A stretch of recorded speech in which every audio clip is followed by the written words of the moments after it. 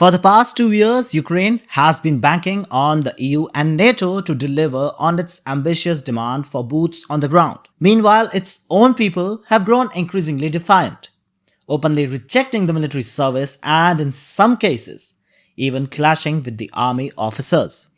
Things have gone from bad to worse. Citizens are beating soldiers. Soldiers are beating back as conscription dodgers are fleeing the front. And frankly, Europe is no different. The public doesn't want this war dragging on either. But the EU leadership seems unfazed. As for the so called coalition of the willing, well, it is already wobbling because the people just don't care anymore. They call it the coalition of the willing, right?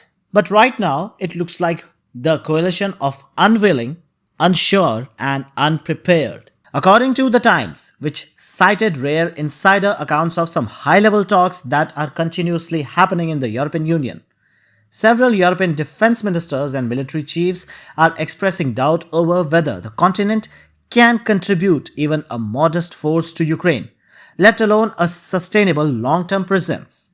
The idea of a multinational coalition of the willing has been floated in recent months, with some seeing it as a possible deterrent force in the post ceasefire Ukraine. However, behind the closed door, many officials appear skeptical that the concept is workable. Admiral Tony Radakin, the UK's Chief of Defence Staff, is reportedly to have asked European allies whether they can provide a combined 64,000 troops to deploy to Ukraine under the future peace deal. But the UK, he said, will be prepared to commit up to 10,000 soldiers.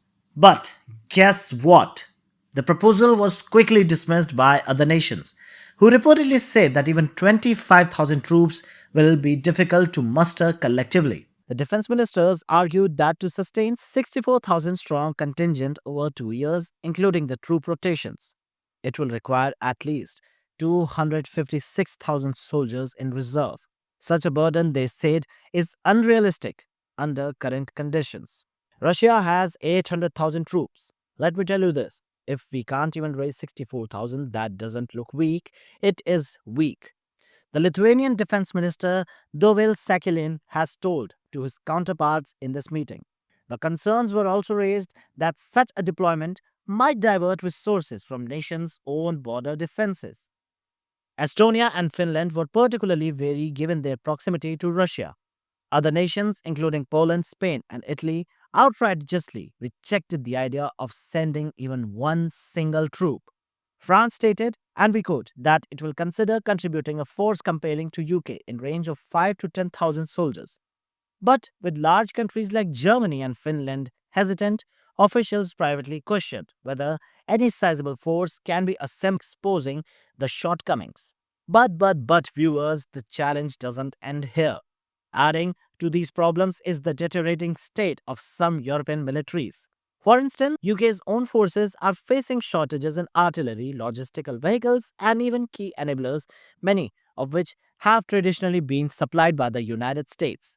Now, with Donald Trump at help, definitely he is not going to support such a move, especially for his arch rival Vladimir Zelensky.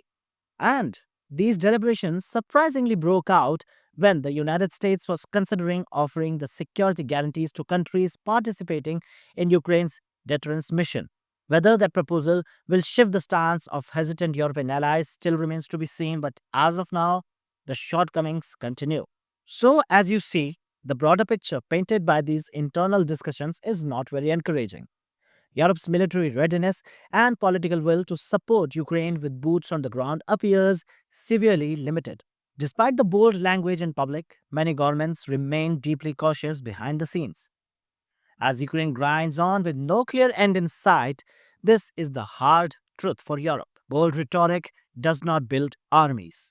Without firm commitments from the largest and the most capable nations, the vision of a credible deterrence force remains fragile, more aspirational than actionable. For now, the so called coalition of the willing remains a concept only on paper. Whether it becomes a pillar of Ukraine's future security or fades into a diplomatic obscurity, it all depends not just on strategy, but on whether the European nations are willing to back their words with some real sacrifice.